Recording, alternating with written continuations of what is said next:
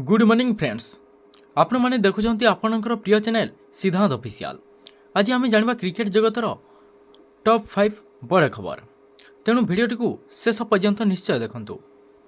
Number 1, भारतर नजर एवं England series पर। हाँ फ्रेंड्स, आयरलैंड विपक्ष में सीरीज हारिबा परे टीम इंडिया परवर्ती लक्ष्य होची इंग्लैंड विपक्ष T20 सीरीज एवं ओडीआई सीरीज जीतवा।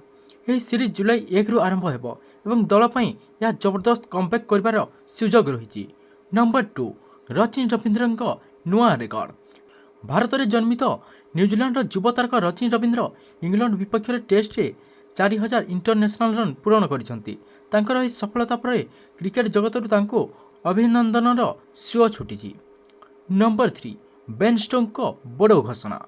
इंग्लैंड को लगिपे बड़ क्षति।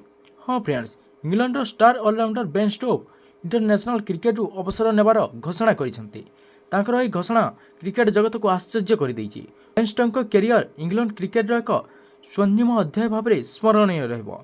नंबर 2, श्रेयस अय्यर अधिनायकत्व में उठिला प्रश्न।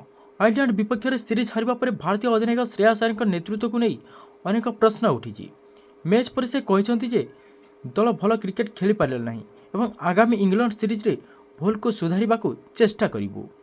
नंबर 1, आयरलैंड विपक्ष में भारतर लज्जाजनक सीरीज पराजय। भारत पर यह एक बड़ झटका। आयरलैंड विरोध में द्वितीय T20 रे मध्य भारत मात्र 1 रन रे हारी जाइथिला। या सह आयरलैंड प्रथम थर पर भारत को T20 सीरीज रे परास्त करी इतिहास सृष्टि करिछि।